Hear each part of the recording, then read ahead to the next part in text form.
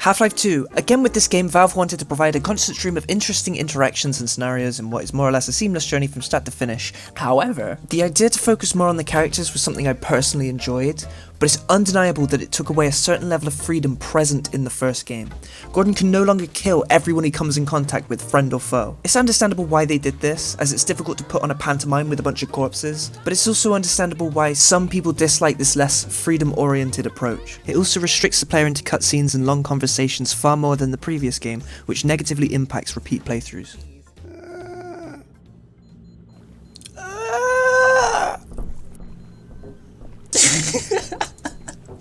But because of this, they managed to introduce a surprising amount of likeable characters. Some people are very open and accepting of characters that other people might find annoying. I'm not. Managing to get me to like all your characters is a very difficult thing to accomplish, so they did a really good job with making characters tolerable. Though this guy did creep me out.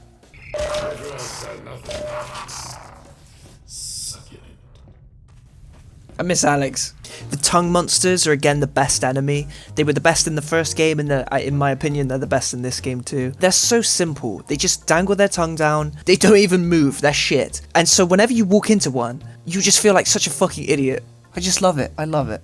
The head crabs are completely fucking overrated. I don't know why they're like the mainstay, the main focal point of the game when it comes to monsters. They don't even go for your head. They just punch you or whatever they do. They just dive at you and damage you a little bit. The crossbow's the best weapon in the whole game, but you only get about 6 bullets for it in the whole game. I don't know why the fuck they did that, just to torture me, I guess.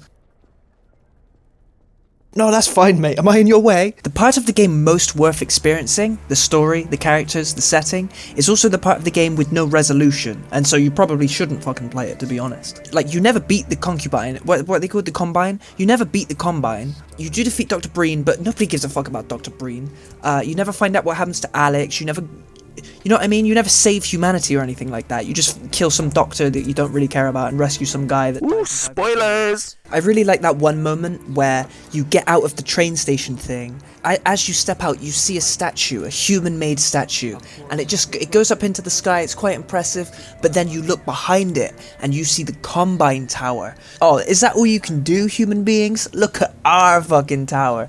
A problem with a potential sequel is that if this series is ever finished, the mysteries surrounding the Combine will likely be deciphered, and with them, a part of the magic and illusion of them as an enemy. Like in Squid Game when that guy wanders around behind the scenes and tells the audience what's going on. The fun and the mystery of the enemy has vanished. Gordon Freeman, to everyone he meets, represents hope. Even against this incomprehensibly powerful enemy, they still believe in him. You hear it in their voices every time you meet someone. Gordon Freeman. And I've got Gordon Freeman with me. Gordon Freeman! Despite everything that's happened to them, they still have hope. Much like the Half-Life community, hoping that Gabe gets off his ass and finally makes a sequel.